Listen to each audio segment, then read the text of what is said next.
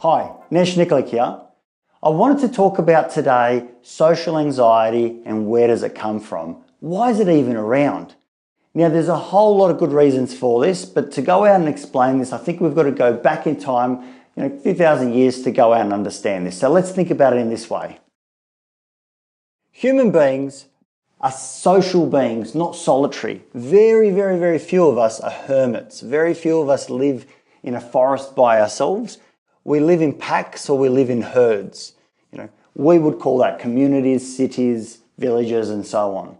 You see, as a group, together, we have safety in numbers, and safety in numbers is what's kind of made us survive and given us that advantage to go out and continue to survive and live on.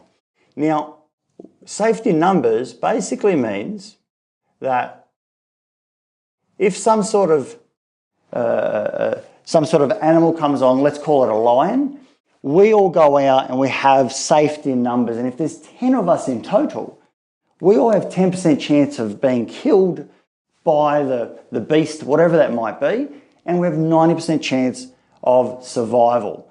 So it means that the bigger the group is, the better our chances are. So if we've got 100 people in our group, then obviously we've got only 1% chance of being killed, and we've got 99% chance of survival. Now, this makes it really, really important to look at how the dynamic plays out. If, for example, I was kicked out of the group, if a lion or a beast came along, a bear came along and was going to take one of all the herd, so to speak, they would go for who? Will they go for a whole group, or do they pick the one that's outside of the group? And clearly it would be me. I would be supper that time. You see, we've got to go and realise that safety in numbers works, and therefore that would occur. So, how do we go out as human beings and compensate for this? Simple. We try and figure out, how can I get back into the herd, into the group, back into the community? So the way we do this is we have this stream of thoughts that's constantly going out and comparing us. So what happens is I might look back at the group and I'll look at an individual and I'll compare their best attribute to mine. And so I might go out and say, gosh, they're so much wittier than I am, so much funnier than I am. If only I was so funny, they might like me. Or I might look at another member of the group and say, oh, they're really athletic, sporty. I'm not so sporty. I wish I was. Maybe they'd like me or they'd accept me better. I might look at someone else and look at their intellect and say, oh, I'm not the smartest cookie. And once again, I get kicked out. So what happens is I'm in this constant comparison trying to get back into the group, when in actual fact, I might already be in the group. And I know this to be true because this person up here is also making comparison. They're looking at all the group members just as the person out here is, so that they stay in the group.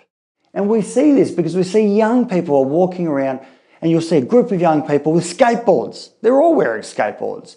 If you saw me as a young man, you'd see me in a black t-shirt with some sort of rock cover band on the front of my shirt, long hair, along with everyone else that was there, and they looked exactly the same. We go out and we build little groups to feel most comfortable in.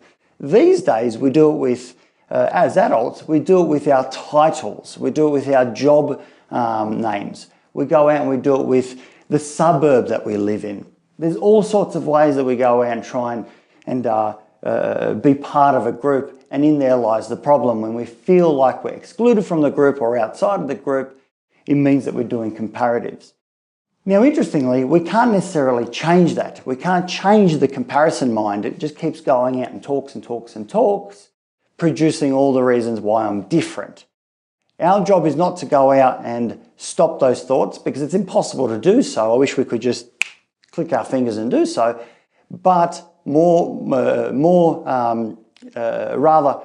go about seeing the thought, recognizing the thought, and not going out and buying into it, because it's a thought. It doesn't mean it's helpful, useful, or even logical. So think about it in that way. Social anxiety or social apprehension is very normal, very standard.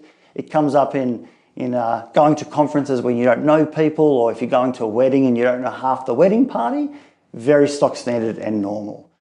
Something to take note of if you ever feel apprehensive. Generally speaking, 99% of the time, it's very normal and expected.